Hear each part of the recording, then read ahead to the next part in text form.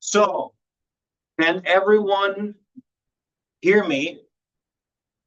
Of our so Julia, we saw first on the left in this line. So we are listening next to the first official presentation, which is on from Julia Karbach from Germany, the University of Kaiserslautern Landau, and later I ask you to repronounce this and give you scores about this. Anyway, and this is about cognitive control training. So can you train to be better and better and better in cognitive control across the lifespan? So can older do better than younger? Of course, we know that. No, that's stupid. Mechanisms, individual differences, and applications. So it's good to have you here. Please shoot.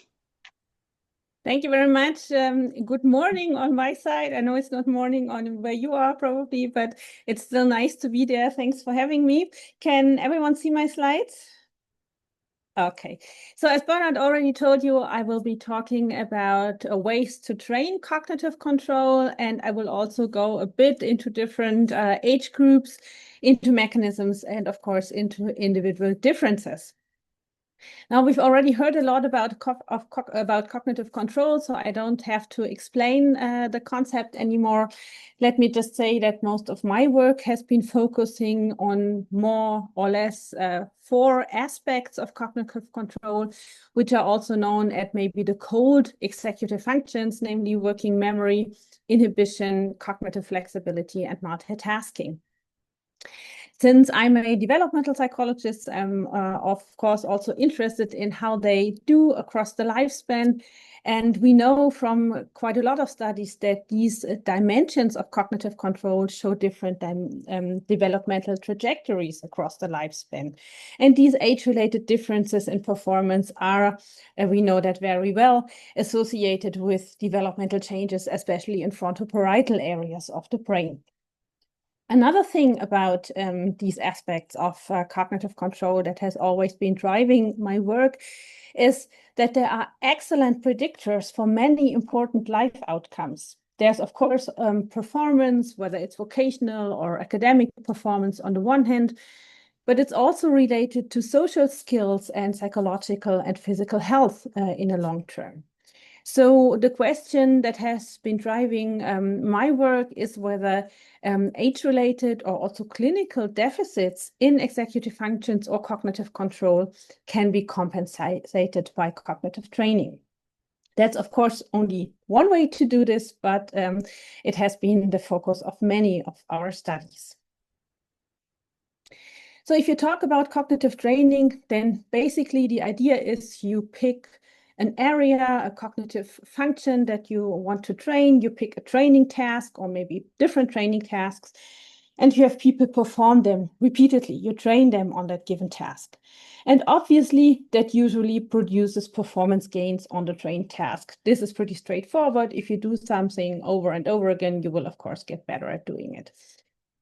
What's more interesting is to look at the question whether these training-related gains also benefit performance on other tasks. That is, whether they transfer to other tasks. The next step or the closest thing would be to look at whether they transfer to tasks measuring the same ability, but by means of a different task. For instance, if you do working memory training on an NBAC task, to look whether the training transfers to a complex band task, for instance. Empirical evidence shows us that we usually also do find these training gains, which we call near transfer, because they transfer to a different task measuring the same ability. Now it gets more interesting if you go a step further and if you look at whether the training also benefits performance on tasks measuring other cognitive functions that are related to the trained ability but clearly different. For instance, if you look at whether training in working memory benefits multitasking or maybe even reading ability.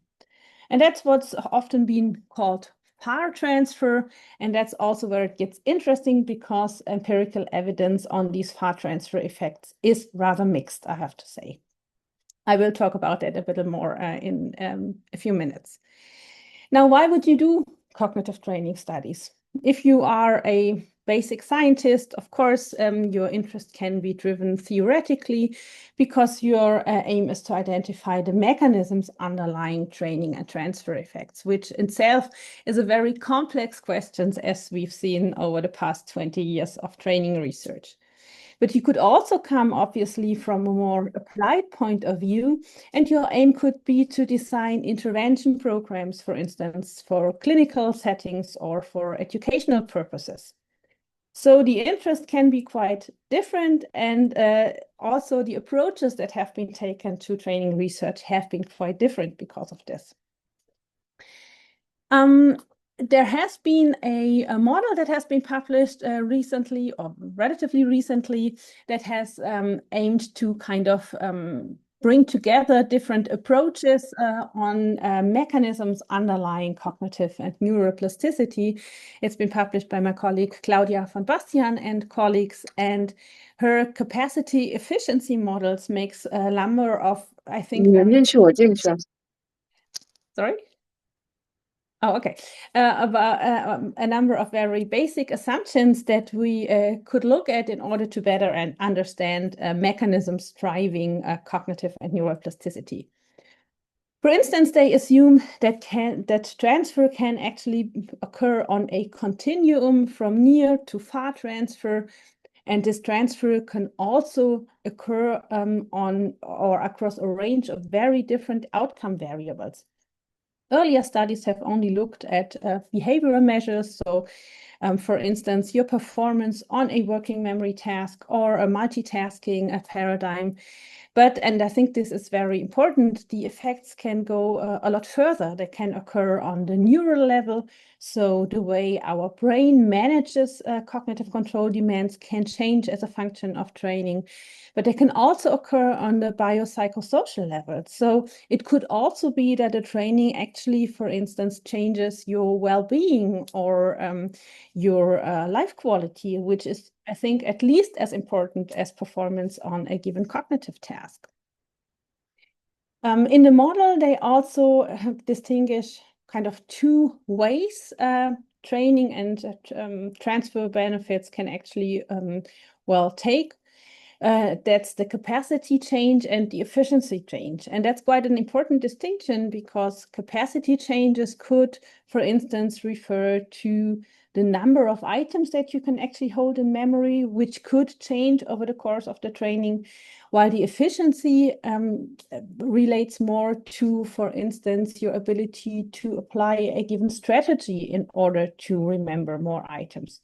So the outcome may be similar, but the way you get to it is quite different, and it has different consequences for how we explain changes in cognitive performance that occurs after a given training. Importantly, and that's also something that has not been considered in early training studies, they assume that there can be lots of moderators that influence both training-related gains and also transfer effects. And these moderators can be quite different. They can be specific to the intervention, specific to the person, specific to differences between persons, or to, for instance, the environment the training is delivered in. So this is just to give you a glimpse at how complex the interplay between different factors influencing training-related gains can be. And we haven't fully understood that yet. Would be nice, but we are far from it, actually. So I've brought one example for a training study in order to give you an idea how it could actually look like. I picked this one because it was the first training study that I have ever done. It was my PhD work. And for me, it was kind of the start of going into the training work. And it occurred around the same time Susanne Jägi did her first training studies. I know that she will be also talking to you. So she will introduce her working memory training studies, I think. But in our study, we had participants train flexibility. So they trained a task switching paradigm, very, very simple, 2 tasks. And we had a control group that performed both of these tasks separately, and a training group that practiced switching between the tasks. That was the only difference between the groups. They came into the lab equally often. They did the tasks equally often. Sole difference, one group was switching, the other one wasn't. We did this with children, younger and older adults, and results were very similar across age groups. So I kind of combined them all into one graph. And here you can see what we found. These are effect sizes for transfer effects. And as you can see, we found consistently larger effects for the training group, that's the red group, for near transfer to another flexibility task, but also for far transfer to inhibition, working memory, and even fluid intelligence. So this made me very, very happy because I thought it was so cool that we found the training. But we applied it in a number of studies afterwards. And to be honest, effects are not always that consistent. This was a relatively large group across a wide age range. So we had a lot of power in this study. But this is just an example how transfer effects could actually be looked at. But if you look at the literature, as I said, the picture is not that clear. There has been a huge debate going on about transfer effects in the community. And even on the meta-analytic level, the evidence is very, very mixed. There is a bunch of meta-analysis saying, well, there's clear evidence for near and far transfer effects. And there's another bunch of meta-analysis saying, well, that's not worth investigating. Stop doing that research. So as you can imagine, the debate has been going on quite heatedly over the last years, and it's still going on. We are about to publish a response paper with many, many training researchers on it, which is hopefully coming out next year. So the discussion is still very, very heated. So why is that even meta-analysis show very, very different results? You would assume that should actually not be the case, but it's actually, well, we think it's because the training studies that have been included in the existing meta-analysis can really, really differ substantially.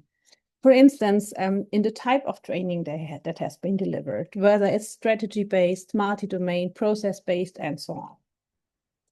There's also huge differences in the content of the training. There's adaptive training, variable, blocked and spaced training, so that would actually also make a big difference.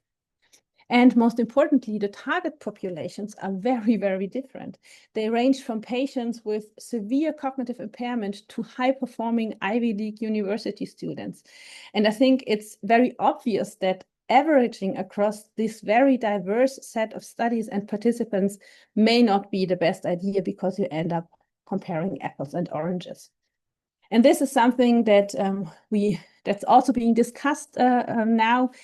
There's probably not enough studies to do many meta-analysis on every subtype or every subtype of population, but this is work that is being done and that's ongoing.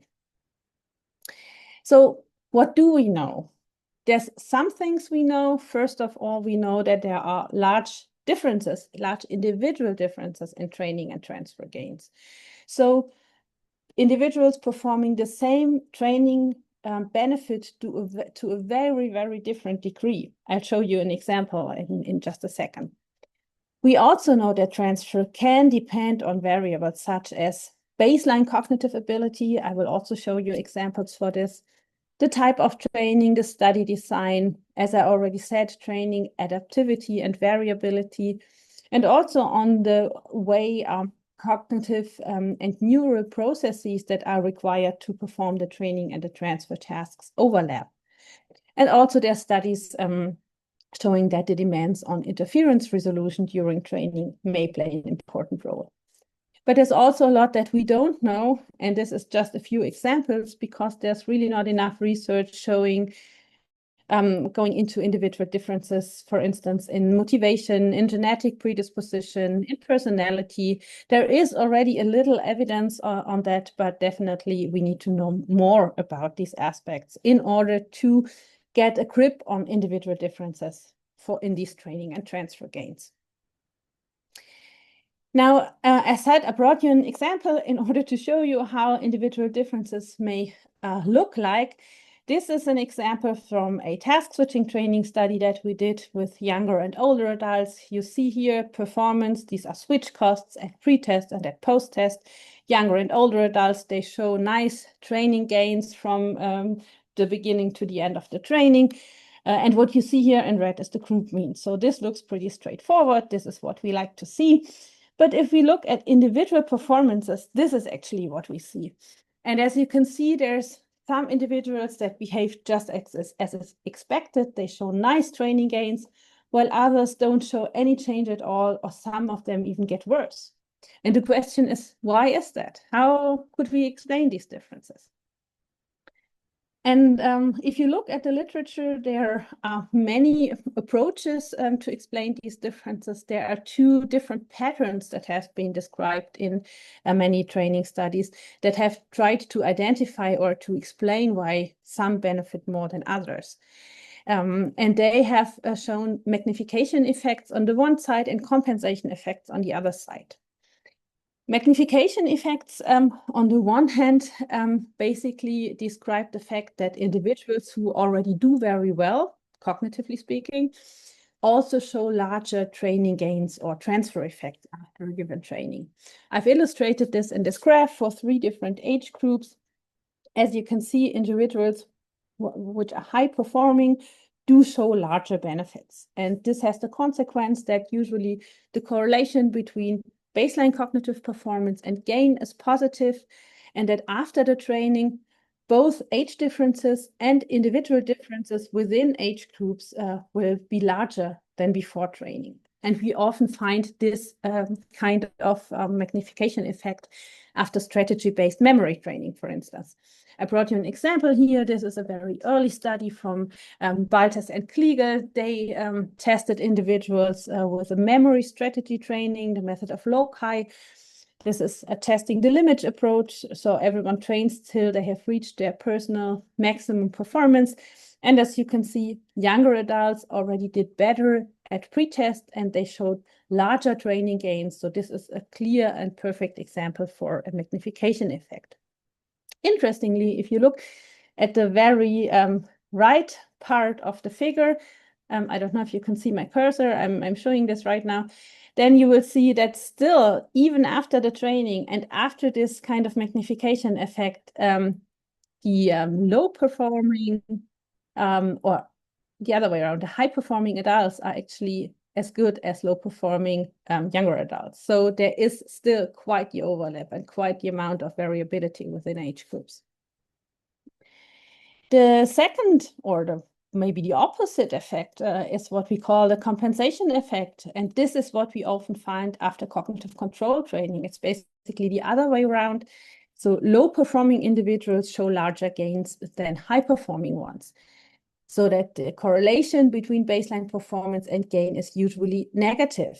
And we found this in many of our cognitive control training studies. I brought one example in which we assessed also multitasking, so flexibility training. And as you can see, the training gains and the near transfer gains were larger for low performing individuals, so for children and older adults in comparison to younger adults.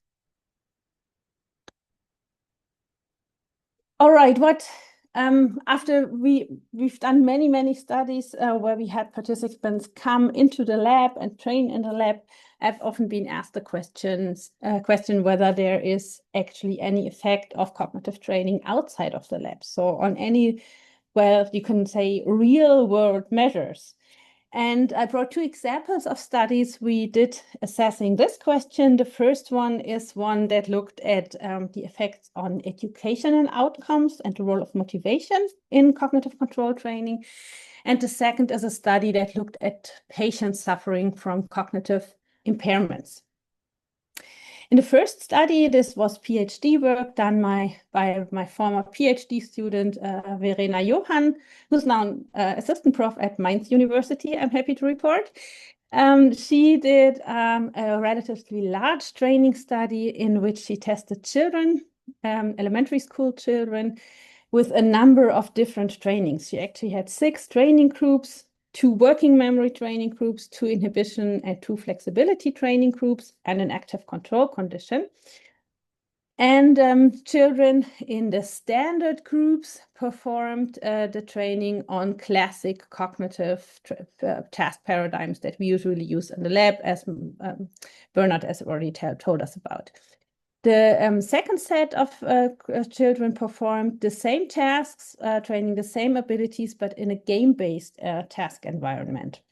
And the idea was to foster motivation with this game-based design, to foster autonomy because the children were able to freely move in this game-based world, to foster competence because they frequently received performance feedback, and to support relatedness because they could work together with these characters, a young wizard and an elf and a donkey that were kind of communicating with the children.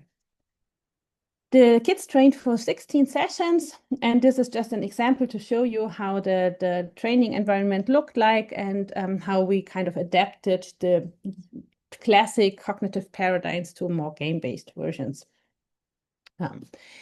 What we found was that, first of all, motivation to train was higher in the game-based groups. This is pretty much what we expected, so not big of a surprise, but it was actually important for us to show that the game manipulation had an effect.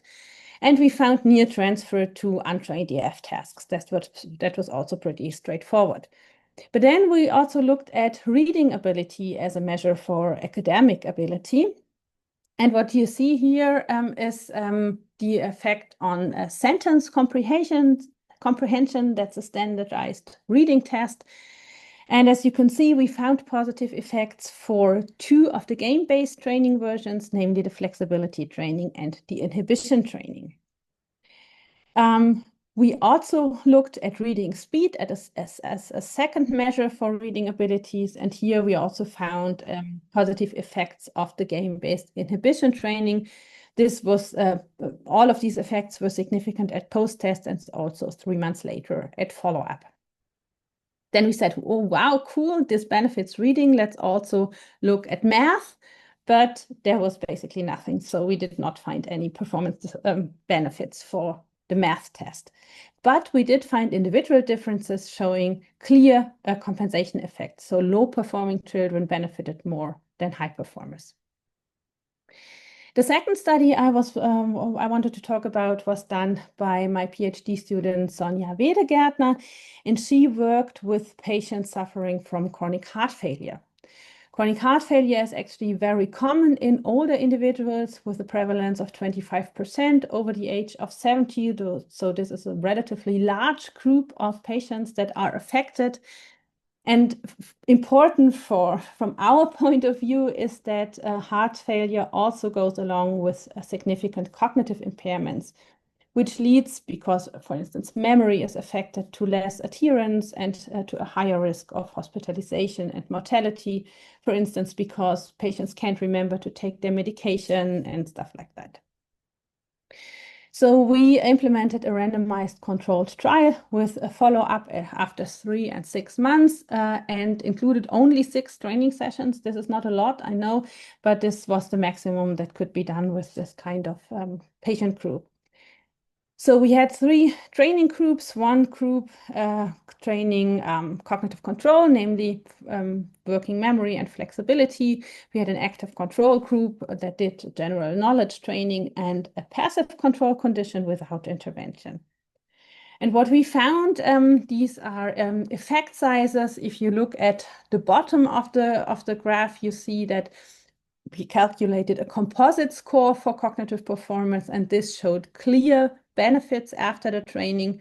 But if you look at the single cognitive domains, you will see that this is mainly driven by benefits in the memory domain that we found after the training. Also a bit by processing speed, but that was not significant. Importantly, these gains were stable for 3 months, but diminished after 6 months, which is not that surprising. We did not have booster sessions and the training was relatively short, so I think that's what could be expected.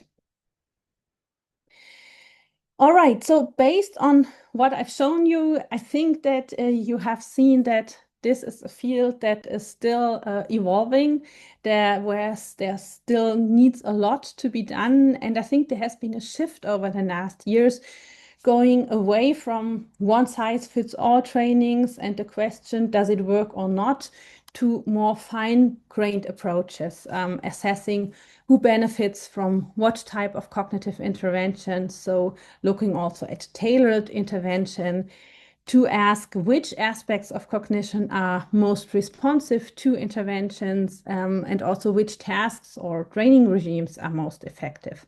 And of course, which individual variables modulate training gains. And this is actually quite a complex endeavor because you have to disentangle a lot of interacting mechanisms. And this is what we are currently trying to do, namely understand the cognitive and neural mechanisms mediating training and transfer effects. In order to do that, I already mentioned that we may want to go more into the direction of tailored training, so tailoring trainings to maybe not single individuals, but small groups of individuals, for instance. And in order to do that, we need studies that have strong theoretic foundations that consider individual differences on the inter and also intra-individual level. I haven't really talked about that today, but it's also a very complex issue, and that very carefully disentangle the mechanisms underlying these plastic effects. So to sum up, I think it's safe to say that we usually find large training gains and also near transfer effects after cognitive control training. We often find small to medium-sized far transfer effects, and there is, as I said, I think 50 times in my talk, large individual differences in these gains. Still, I think this is worth investigating because potential improvements are also in areas of high societal value, whether it's educational outcomes, patient well-being, and in turn, in the end, for instance, medical expenses. And in order to do that, we, as I said, need to be able to explain individual differences and understand the underlying mechanisms. And we need large and long-lasting multi-methodological studies to do that. And also include maybe, in addition to basic assessments, also more real-world meaningful effects, whether it's on the functional level, in terms of quality of life or well-being. And with that, I'm closing my talk, thanking my team and our funding agencies, and I'm, of course, happy to take your questions. Yes, thank you. There will be no extended question session. But one possible question is possible, and given that it may also come from the digital space, but I do not see everyone. If someone from you guys out there have a question, just speak up, and that's it. We will deal with that. So, is there any question from here or elsewhere? Do I hear someone? If not, then we move to the next speaker.